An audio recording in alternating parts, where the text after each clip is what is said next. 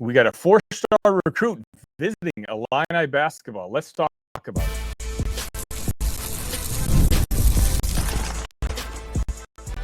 You are Locked On Illini, your daily podcast on the Illinois Fighting Illini. Part of your team every day. Welcome one, welcome all to another edition of Locked On Illini. Thank you all so much for making us your first listen each and every day. Today's episode is brought to you by Monarch Money. Take control of your finances with Monarch Money. Use code LOCKEDONCollege at monarchmoney.com for 50% off your first year. My name is Sunny Verma, your host here at Locked On Illini, where I continue to provide you coverage daily. That's right, every single day of the orange and blue. Everything here is absolutely free, no premium content here. All I ask for in return is if you can smash that like button, letting me know during the off season that you guys are watching and that you guys do want these videos each and every day. Today's episode is going to be, we're going to kind of switch back to basketball for the first segment at least, because there's something newsworthy going on. On July 28th, 4-star guard Ethan Brown is going to be taking an official visit to Champaign. He seems to be a kid who is rising pretty fast in recruiting circles, and more importantly, seems like a guy on film who could fit into Brad Underwood's evolving system. So today I'm going to break down his game a little bit, his recruitment, and what the visit means, and why Illinois might be in a pretty good position to lock this one down. So who is Ethan Brown? Let's start with that. Ethan Brown is a 6'4" combo-ish guard from Rolla High School in Missouri, a top 150 national recruit, a composite 4-star, and I think one of the more productive high school players in the 2026 class. During his junior season, Brown put up some really solid numbers: 22.2 points per game, 6.1 assists per game, 6.7 rebounds per game, and 3.8 steals per game. I mean, that stat line alone tells you a lot. He's not just a scorer, he's a facilitator. He rebounds from the guard spot, and he's a pretty solid defenseman. But it's not just about the numbers, right? Ethan has shown some pretty solid decision-making skills, and I think he has a pretty high basketball IQ. Two traits that can get overlooked at the high school level, but are huge for projecting what future success can look like. And this summer, he's been balling out at the EYBL circuit, showing sharpshooting, toughness, and the kind of poise you want in a college point guard. Now, officially, Ethan Brown is listed as a combo guard, but in an interview with Eric Bossi from 24/7 Sports, Brown made it clear that he sees himself as a point guard at the next level. And honestly, I think it checks out. On Sunday, I was able to spend about 20 to 25 minutes taking a look at some of his film, and quite honestly, I do like what I see in his game. Brown is one of those guards that lets the action come to him. He's not really a guy who forces shots, and he does keep the offense flowing. And what I did notice is that he seems to be one of those guys who makes the right play at the right time, which is kind of what you want out of your point guard, considering Ethan Brown could eventually be the heir to Kylan Boswell. This is what Ethan had to say about the Illini. They like my IQ, how I play, and how I'm not trying to force anything. They think my style fits the way they play. I think that's pretty telling. Illinois is clearly making it known that, hey, you're a priority and your game fits with the Illini. So here's a key detail. Ethan Brown is taking an official visit to Illinois starting July 28th, and it's not a casual trip. I think it's the Illini rolling out the red carpet. This is a visit the staff has been working on, and it's kind of perfectly timed. Why, you ask?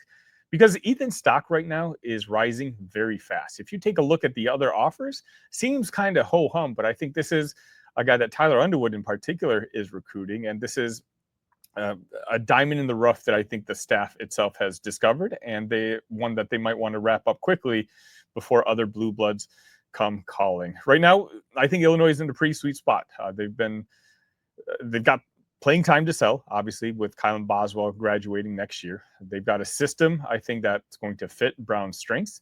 And I think they're looking to build real momentum on the recruiting trail in the very near future.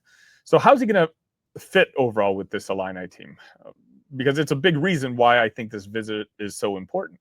After the 2025-2026 season, Illinois is going to be expected to lose Kylan Boswell and then possibly Mihaela Petrovic. We don't really know what his situation is going to be, whether he even arrives on campus, or if he does arrive, how many years he's going to have of eligibility. There's absolutely a chance he only gets 1 year in college basketball here in the States.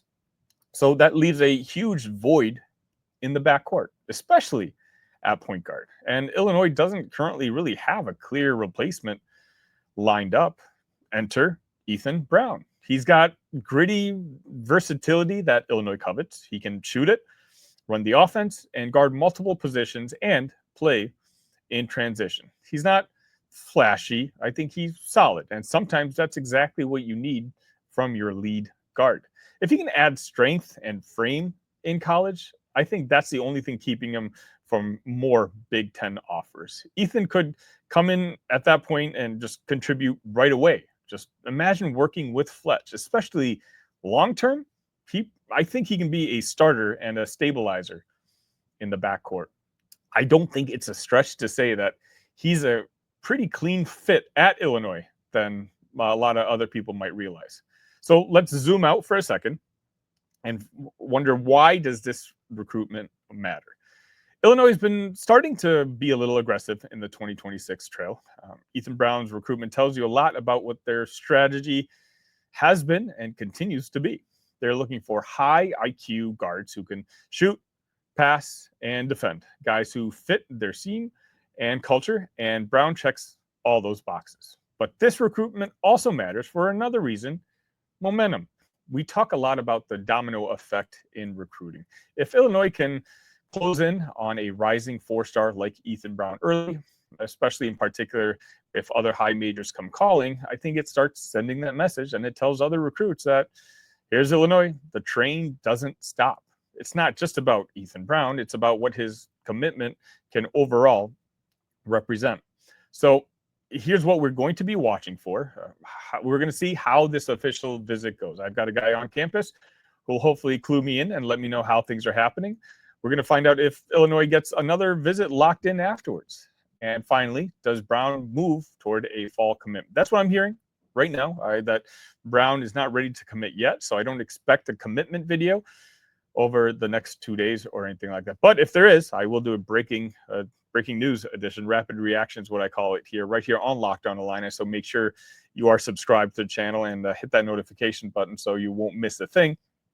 But for now, Illinois has done the hard part. They've earned a seat at the table. Now it's about continuing to build a relationship, show Ethan Brown the vision, and making Champaign feel like home. I think this is a recruitment that Illinois fans should absolutely keep an eye on, because I don't think Ethan Brown is just another top 150 guard. I think he's a kid who, by the time he's done, could be a top 100 guard. And he could very well be the next leader of the Illinois backcourt. And I'll repeat myself one more time. If you take a look at his offer list, it's not exactly all that impressive for the type of caliber player that Illinois recruits recently. I think Northern Iowa and Southern Illinois, according to Jeremy Warner, are the two most aggressive when it comes to trying to recruit Ethan. But I think this kind of tells the tale on two fronts with Illinois. Illinois right now, they don't care about rankings. They're looking for traits, and traits that they think will fit the system that Tyler and Brad are bringing to Champaign. And I'm going to go a little deeper into this in a future episode. I think we're starting to see what prep recruiting for the Illini is going to be. And some of you are going to like this. Some of you are not.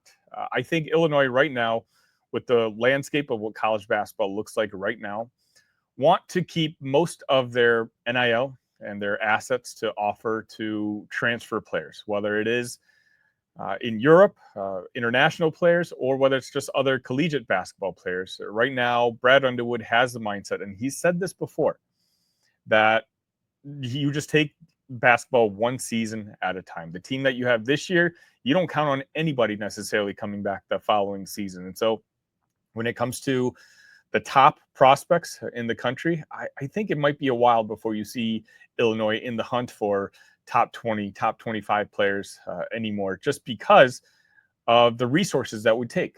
I think when you're committing significant NIL resources to a top 20 type of players, well, that means that you can't offer it to other players who do enter the transfer portal. And I think Brad right now has made a shift when it comes to his philosophy in wanting to go the more veteran route. And quite honestly, I'm okay with that. We're still in the hunt for guys like Alex Costanza, but what kind of commitment does Alex want ultimately? And will Brad decide that he's willing to make that sort of financial commitment to a freshman who's never played college basketball before? I don't know. But that's why I think, you're going to see more guys like Ethan Brown, who I think will probably settle anywhere from the 50 to 100, maybe 125 mark. Guys who you can continue to develop and maybe hope that they stay 2, 3, 4 years. Not necessarily starters right off the bat, but a guy who can develop within the system and be productive players by their second and third seasons. I think that's just the reality of what Illinois basketball is looking for right now. Whether I agree with it or not, I think I'm okay with it. I'm very curious on your guys' thoughts. Let me know in the comments.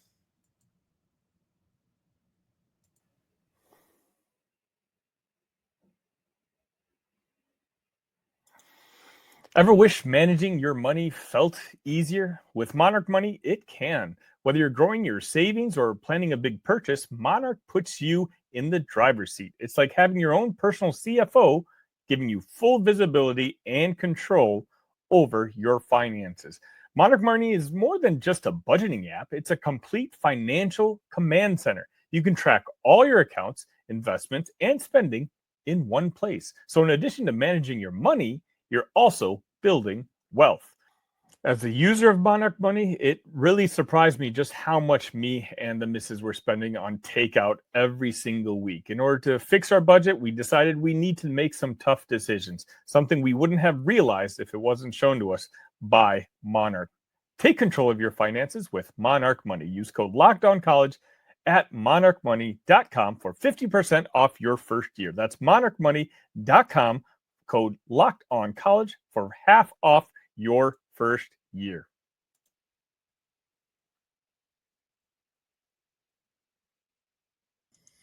And welcome back. I wanted to continue my series covering the football players that were at Big Ten Media Days last week in Las Vegas, which I was very fortunate to be able to be there and cover. And today I wanted to talk about what I think is one of the more important stories heading into the 2025 college football season. And I think we all agree it's going to be one of the more meaningful seasons in Illinois football history. And that's the fact that, Xavier Scott is back. The all Big Ten defensive back and arguably the emotional leader of this Illini program is returning for one more ride. And this isn't just football. Again, I say this word all the time. It's kind of the culture that Bret Bielema has built in Champaign. You're talking about loyalty. And the mantra seems to be this season, unfinished business. I'm going to break it down from Scott's breakout season in 2024 and what his return means to the Illini and what he had to say at Big Ten Media Days last week. So let's start here. Xavier Scott was one of the faces of Illinois at the Big Ten Media Days, and I don't think it was a random selection. I think it was a statement. This is a guy who came into Illinois as a very overlooked recruit, didn't have a scholarship till the day he stepped foot on campus. He's not flashy. He's not hyped. He's just a really gritty, smart, and really consistent player. And now he's the next standard bearer for a program coming off a 10-win season, the first one in over a decade, and its first bowl win in who knows how long. When asked about his return to Champaign, Scott didn't talk about his draft stock or transfer options. He talked about family. I quote, "Illinois is definitely family. They preach family. It's an extra L in there, and it's a little bit more love." And that line right there, that's the culture that Bret Bielema continues to try to build here in Champaign, and Xavier Scott lives it. Because let's be real, in today's world of NIL deals and transfer chaos, it would have been very easy for Scott to test the waters, but for him, he says the choice was simple. Again, I quote, "The only decision was the league or come back to Illinois." No shopping around, no portal, Just loyalty to the school and teammates that helped him grow into one of the most respected defensive players in the entire Big Ten Conference. And that decision, it sends a message to the locker room and future recruits. Scott wasn't the only senior who returned, and he's quick to point that out, that it wasn't just NIL money that helped. He says, it was definitely an easy decision on my part and for a couple of others. Wouldn't want to transfer anywhere else. He's not just talking the talk. Again, he's a guy who continues to walk the walk. He's showing the other guys in the locker room what it means to really commit yourself and buy in. So let's talk about how good he actually was on the field. Last season, Scott started 13 games at defensive back. First team All Big Ten, a Jim Thorpe Award semifinalist, tied for second in the conference with 4 interceptions, 121 career tackles, 6 picks, 24 passes defended, and 3 forced fumbles. Again, just top of the line production, but even more important than stats is the leadership he continues to bring to the defense that flipped the script midseason. Remember, Illinois' defense early was not very good, but they turned it around dramatically. And Scott said it came down to just honesty and accountability from both players and the coaches. He praised defensive coordinator Aaron Henry for owning his mistakes. He says, he wasn't scared to come to us as a man and say he wasn't pleased with how he did himself. He did his homework and he got better. That kind of two-way trust between a coach and a player, that's what you want in your program. And that's why this team grew stronger as the season went on. So what stood out the most from Scott's quotes isn't just what he did last year, it's what he's trying to build moving forward. He talked about not just chasing wins or awards, but about sustaining success. And I quote, we kind of don't want to focus on the end goal, but take this thing one day at a time. Trust the process the coaches put in front of us. Talk about maturity. When your top defensive player is saying that on a national stage, on the Big Ten network, that attitude filters down. He also talked about 2024's team unity. He mentioned, I just think about all the successes we had as a group, as an organization, as a unit on both sides of the ball. Again, just collective mentality, offense and defense pulling together. And that's what ultimately helped Illinois close strong last season, finish the season with 10 wins. We know every coach talks about culture, but not every program lives it. According to Scott, Illinois is different, and he's got proof.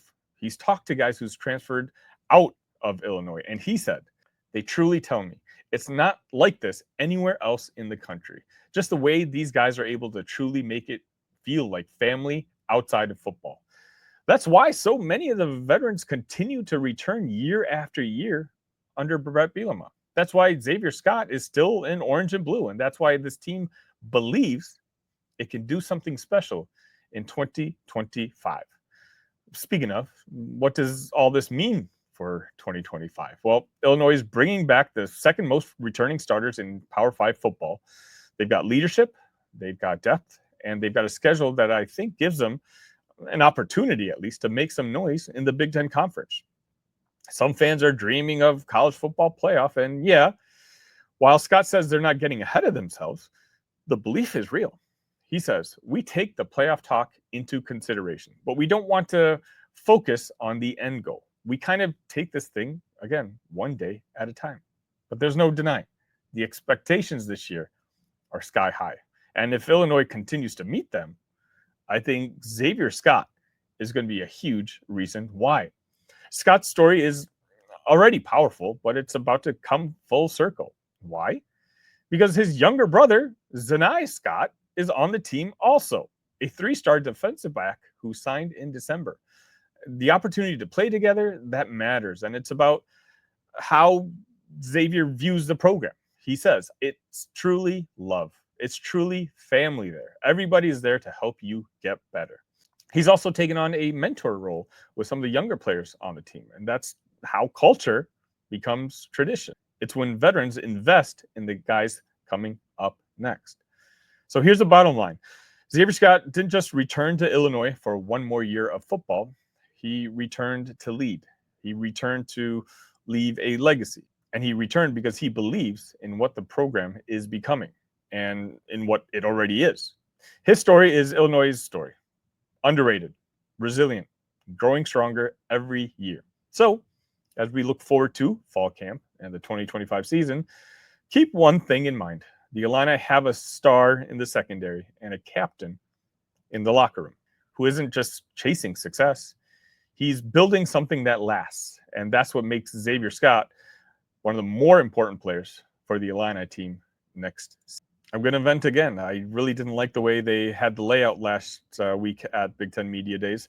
Essentially, all three players were out at the same time, and the same time, Bret Bielema. So Xavier, quite honestly, only had a couple of reporters around him asking questions. And I feel like his play last year and the impact that he's going to have on the football team next season warranted more attention.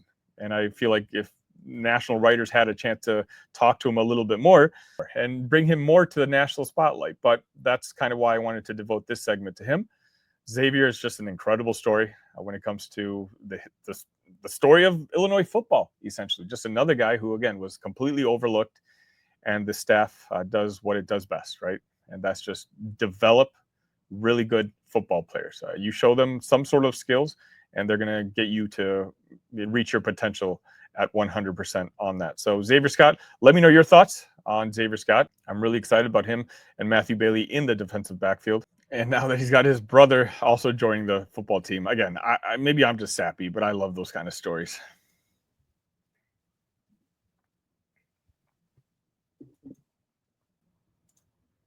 Have you ever decided at the last minute to head to a ball game with friends or family? Maybe it's game day and suddenly you realize you want to be in the stands. That's exactly where Game Time comes in. It's the easiest way to grab last minute tickets without the stress. With the money you save on tickets, you can splurge on food, drinks, merch, or even invite a bigger group to come with you.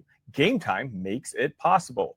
Game Time makes buying tickets fast and simple. Prices on the app actually drop the closer you get to the first pitch, and they've got incredible last-minute deals, clear seat views, and a lowest price guarantee that takes the worry out of buying. My favorite part is you log into the app. I've done it with several Cubs games already this year. You can log into the app, pick a seat, and know exactly where you're sitting. They'll give you a full view. It's fantastic. Take the guesswork out of buying tickets with Game Time.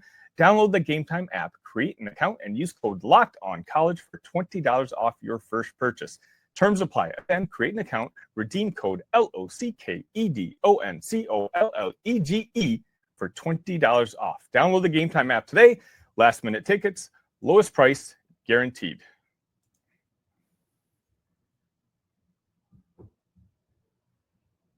All right, welcome back. If you haven't already hit the like button, why not? Do me a favor. It really does help the channel grow, especially during the off season. It's my goal to hit 4,000 subs by the time the college football season kicks off. And ladies and gentlemen, that's next month, August 29th.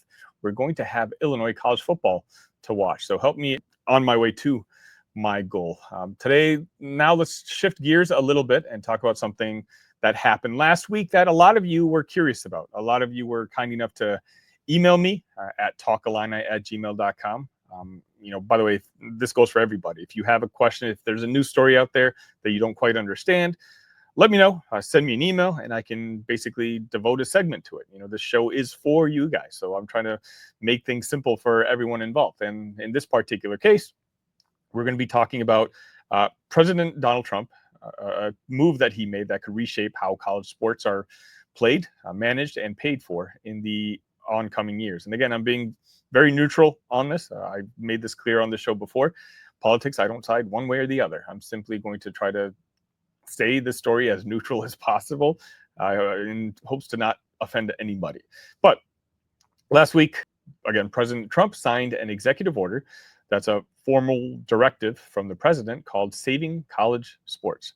And it's aimed at cleaning up what many see as a wild and uneven system, especially now that NIL deals have turned recruiting and athletic compensation into a bit of a free-for-all. So what does this actually mean? Well, we all know that college sports is a big business. We're talking billion-dollar TV deals, stadiums packed with fans, and hundreds of thousands of athletes across the country. But over the past few years, a huge debate has taken over. Should college athletes be paid like the pros? Are they just students, or are they employees of the university? And how do you make sure all sports, and not just football and basketball, can still survive? So what's in Trump's executive order? This new executive order lays out a few key priorities, figuring out the employee question. The government is being asked to study whether athletes are employees who should get a salary, or just students who play sports and get scholarships. They're also looking to ban pay-for-play from outside groups. The rule takes aim at wealthy donors or collectives who try to lure athletes with direct cash offers just to simply commit. That kind of pay-for-play would be blocked under this order, but don't worry, athletes can still make legit money through NIL. It's like, they can still be in a commercial or signing autographs as long as the deal is deemed, air quotes, fair. Also, protecting smaller sports. One of the biggest goals is saving programs like swimming, wrestling, or women's gymnastics, all from getting cut. The order pushes colleges to keep offering these sports instead of just pouring all its money into football.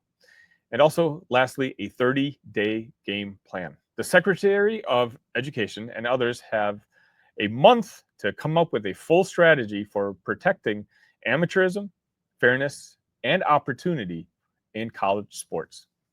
So why now? Here's the backdrop. In 2021, the NCAA allowed NIL deals. This year, a major lawsuit cleared the way for schools to pay athletes directly, up to $20.5 million per school per year. Obviously, this is a huge change and something that didn't happen before. All of this has created a chaotic arms race. Big schools spending big money while smaller schools getting left behind. And that's what this executive order seems to be trying to stop, or at least slow down. Now, supporters say this is a much needed step to bring order and to protect fairness, especially for smaller sports and athletes who don't get the spotlight. But critics argue it actually doesn't fix much. Only Congress can pass new laws to make permanent change. Plus, there's a concern this could add more red tape and slow down the reform that's already in motion. So what can you take away from this? College sports are in the middle of a major transformation. The line between college athletics and professional gets blurrier every year. This executive order seems to be a signal that the government is paying attention and that there's a push to protect the values of college athletics: teamwork, opportunity, and equity, before everything turns into a bidding war.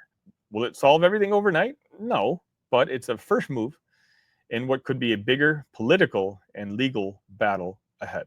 So whether you're a 5-star football recruit or a swimmer just trying to get a scholarship, this conversation is going to affect everybody.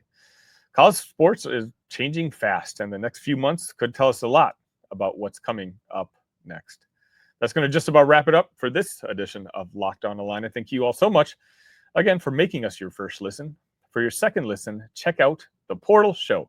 Brian Smith has the latest rumors, portal entries, and signings. Be the most informed fan on the rapid changes to the college football landscape. Find The Portal on YouTube or wherever you listen to podcasts. Shout out to the Suburban Illini. I was able to watch the King County Cougars game with them on Sunday, and quite honestly, a couple of the viewers of the show presented themselves and said hello. And just, again, I've got the luckiest job in the world. I'm so grateful for it. And every time I do get to meet the community here, I really do appreciate it. I'm in Chicagoland all summer long, so feel free to reach out. I'd love to grab a drink or a bite to eat with all of you. We got so much content coming up this week. Basketball recruiting. Football season, as I mentioned, is literally next week. So until next time, ILL. Love you guys.